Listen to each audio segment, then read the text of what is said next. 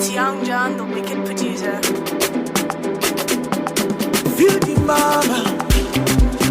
Hi guys, welcome to Royale's Empire.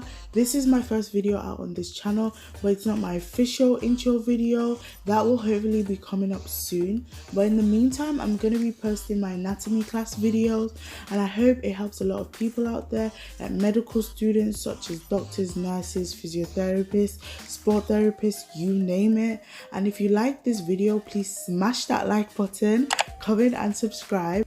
Sarap, I want to reach 1 million. Sarap pakaray. Okay, thank you. Please share this video with your family and friends and watch this video till the end. It might be in parts if it's too long. Let's get into today's video. It's your girl Jay and welcome to my empire, you guys.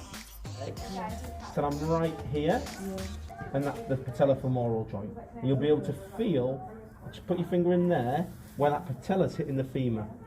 Yeah? It's in that groove, yeah. Apex, feel the soft tissue, hard tissue, and it feels round and bumpy, it's there. So that's tibial tuberosity.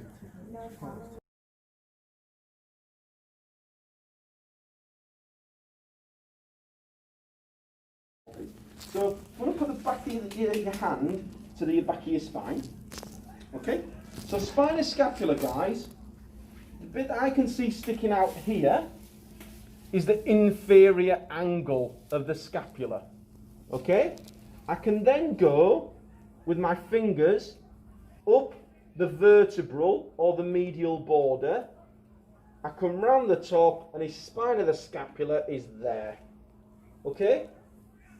Can everyone understand? So inferior angle up the vertebral border, round the top, and I'm just there.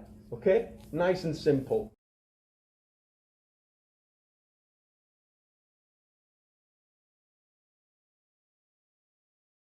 So then we move so the posterior suprailiac spine.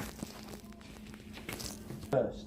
So I'm going to get in there, I'm going to move down, and I'm right on the highest part of his pelvis, the iliac crest. If I then palpate downwards, even with gloves on, I can then locate two bumpy bits here, and that's his posterior suprailiac spine. The GT is hard to find, so I use an alternative method where the patient is standing up, performing inversion, eversion, and I palpate along the thigh and find the GT that way, and I just find it a lot easier.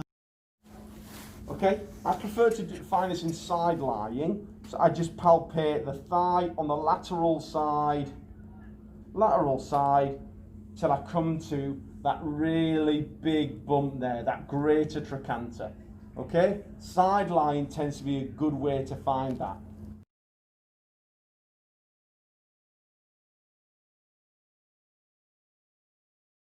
Find the clavicle. Just use your fingers to move along the clavicle. So you'll feel it, and then you'll come into a gap here. So you find the clavicle, you'll come into a gap here, where you've got your spinous scapula coming around here, your clavicle's here, and that's the acromioclavicular joint. Okay?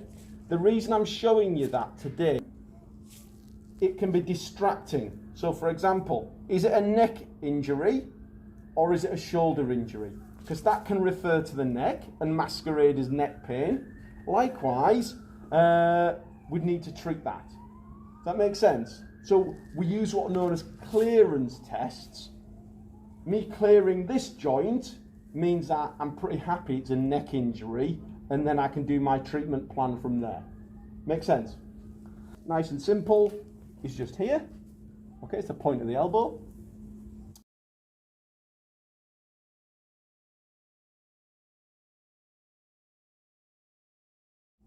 Tibial tuberosity. I tend to find apex of the patella. I tend to just come down, soft tissue, hard tissue, and it feels bumpy. Some of you might have a real bony spur on there, and you might have heard of Osgood Schlatters. So that is a source there, but on everybody it'll feel quite blunt, it'll feel quite rounded, okay?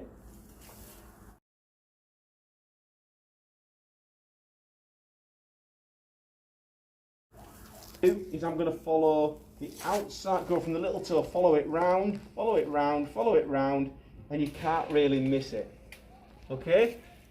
It's that rounded bit just on the outside of the foot here. I've got the head there and I've got the base there. And then the last one is my patellofemoral joint. So again, I tend to find the apex of the patella, work around the patella, because everybody's is slightly different. What often you see in there isn't just the kneecap. There's bits of skin and all sorts of stuff. So we need to find the patella, work around, work around, work around, and you'll find it just here. You'll find out where the corner, the medial and lateral corners hit the patella there. Okay, so that's how we're going to locate features of the lumbar spine. So I'm going to be in there, I'm going to come down, and I'm on the iliac crest there. If I deal with the third one down, if I follow that anteriorly, I'm going to come to the ASIS, the anterior suprailiac spine. Now for you guys going forward in your careers, if you're dealing with youth athletes, you'll come across a lot of athletes who have got anterior hip pain. It's called an apophysitis injury. It means they're either quad dominant or they're overusing their quads, and that tendon is irritating the growth plate there, okay? Some, because your rectus femoris attaches to this bony structure a little bit lower down, I've had players who have had an avulsion fracture, so that they've kicked so hard, the tendon has pulled away from the bone and taken a bit of the bone with it. So you'll come across a lot of anterior hip pain.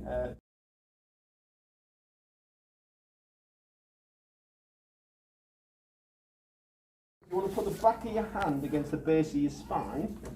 I'll be able to palpate round there, and that's the inferior border. Okay? It comes out quite nicely in that position. Some people, when they do a press up against a wall, it really comes out. And that's a classic for detecting whether someone's got a winged scapula, which you might have heard of.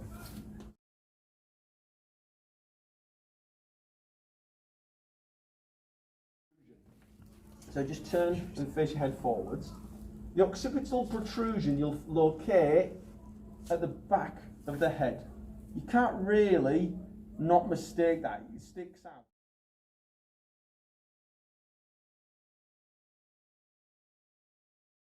I just get Tom's head and I press down, it's soft, it's soft, it's soft, it's soft, it's soft, it's soft, and then it goes hard here. I know instantly I'm on C2, the second cervical vertebrae. Okay? It's an easy way for me to find that. C2. Why can't I feel C1? Just feel your back. Ultimately what you'll end up feeling is spinous process. Part of the vertebrae that sticks out like that. Yeah? C1 doesn't have that, so we can't palpate it. So we don't feel that spinous process. It starts with C2. Okay?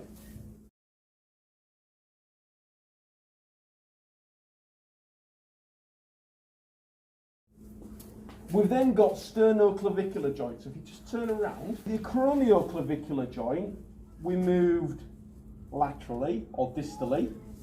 With the sternoclavicular joint, we move proximally.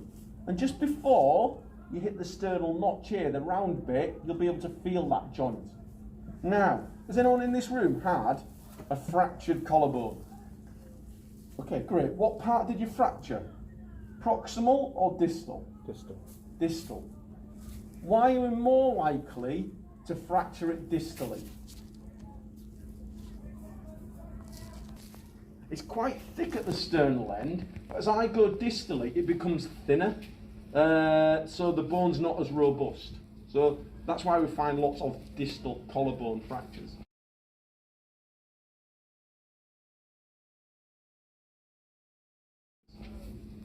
The Xyphiod process, laying your back to me, Tom. Again, look how I'm palpating just with that reinforced hands. You'll press up here, soft, soft, no pain with that. Soft, soft, soft, And it's the bottom of the sternum as I feel it there. Okay? You wouldn't press down very hard.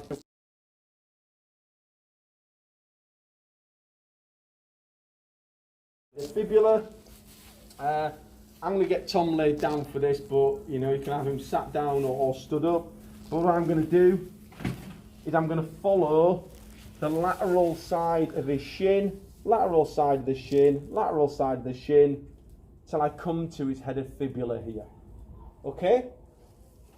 Look how far his head of fibula is away from his actual knee joint. It's quite a distance, isn't it? Do you know what I mean? His knee joint's there, his head of fibula's there. So don't get confused by that. Your fibula stops well short of the knee. Okay?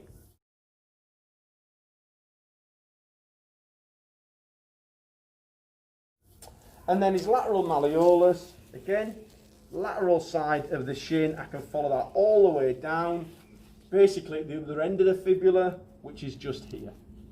Okay? And hopefully, obviously lateral ankle sprains that we obviously will come across will affect one of the 3 ligaments that are around there. Okay? Right. So guys, this is the end of part 1 anatomy class 100. I hope you enjoyed this video and I hope it was helpful and a fun way for you to learn. If so, comment down below what you thought of this video. These are the things we covered in today's practical. I know it was a lot, so feel free to go over it as many times as you need. One way to memorize the anatomy is to work with someone else.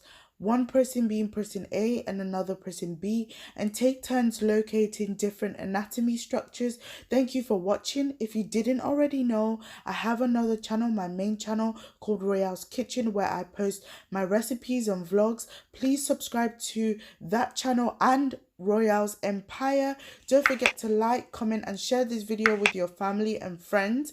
I will see you in my next video. Welcome to my empire, you guys. Bye guys.